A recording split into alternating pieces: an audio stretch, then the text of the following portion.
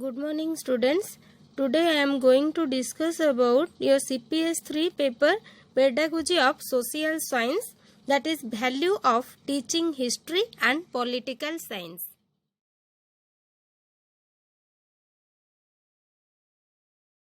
Let us discuss. It is said aims are an end in itself and values are the product. While aim is a set of objectives which the teacher tries to achieve, but values are those what we realize in course of our teaching. They are the actual results of our teaching efforts. Values have been defined in the memorandum of Cambridge University in the following way.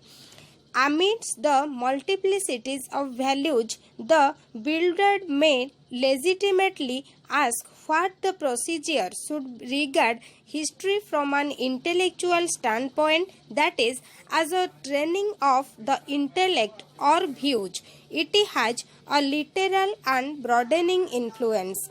We also accept the training of politicians as our aim of teaching history. Political life is a part of social life, so we have to teach all these aspects of social life. A large number of values emerge out of teaching history. These are based on reality and are the outcome of the lessons of history through ages. The teachers of history should be conscious of these values and try to realize them through his activities in the classroom. All these values are classified into the following 9 types. The first one is pedagogical or educational value.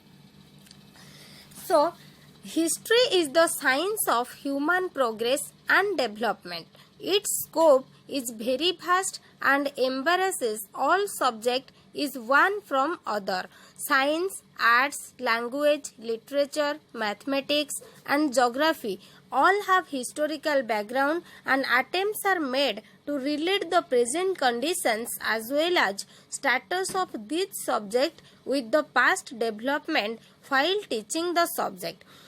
The principle of correlation, so much emphasized by the exponents of basic education, has immense pedagogical values.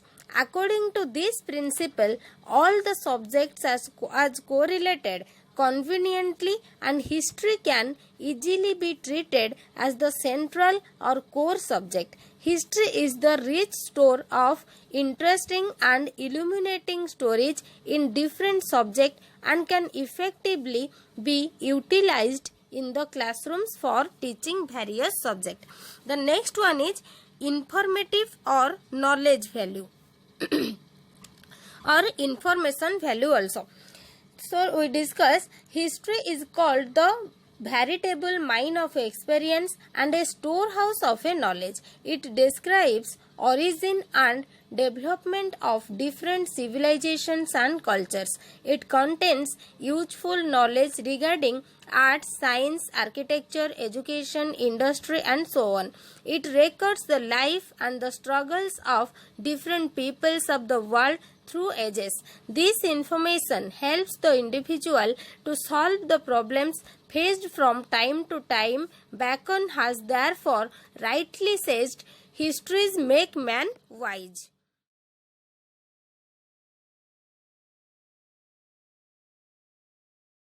Then we discuss the next value, that is intellectual disciplinary value or intellectual values.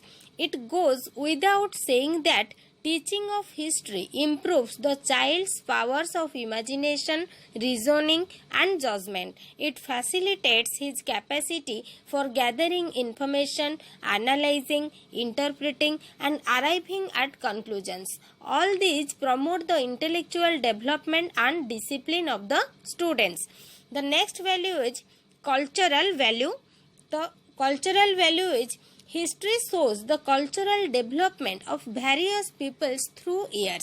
It reveals the origin, evolution and problems for cultures. It imparts to the students how a culture is transmitted from one generation to another with changes and modifications also. That is why study of history develops patience, tolerance, mutual exchange of ideas, and liberal attitudes towards various problems of the society. This helps promote national integrity and international understanding also. The next one is citizenship value or political or citizenship value. Political lessons are being imparted by history than any other subject. History is rightly called the root of political science, and political science is held as the fruit of history. Knowledge of history, its political development, constitutional evolution, and democratic growth helps students to train them in citizenship. Adequate understanding and attitudes developed through the study of history facilitates democratic citizenship and training. Then we discuss the next value, that is vocational value. The study of history helps students to appear the competitive examinations like IAS, IPS, OAS and OPS etc. more confidently. It also prepares persons for occupying the post of political leaders, curators, journalists, teachers and personnel of state archives. In short, history enables students to choose suitable vocations also. Then we come to know the next point, that is ethical value. History is full of living examples.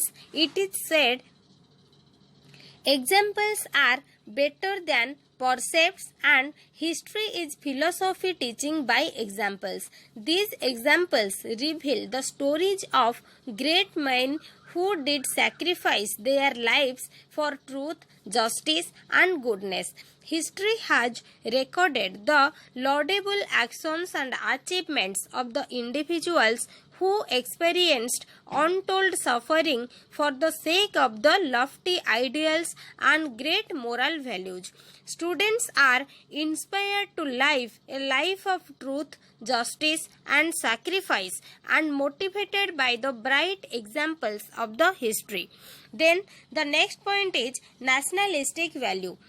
The history of one's country is the story of its national development. It depicts the life of heroes and mysteries who suffered and sacrificed for the sake of their motherland, either for depending on their country or for fighting their enemies.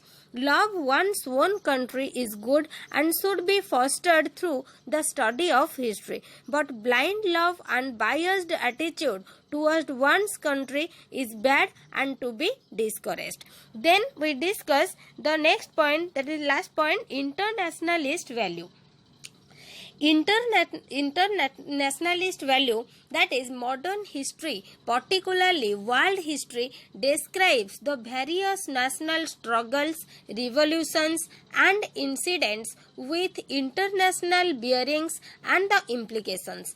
Most of these events have common repercussions in countries and show the common endeavors for the general welfare and universal brotherhood.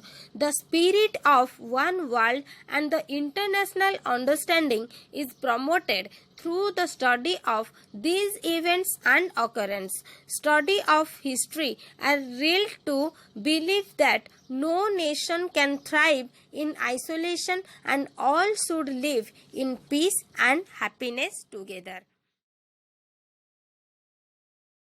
After discussing 9 types of values, let us conclude.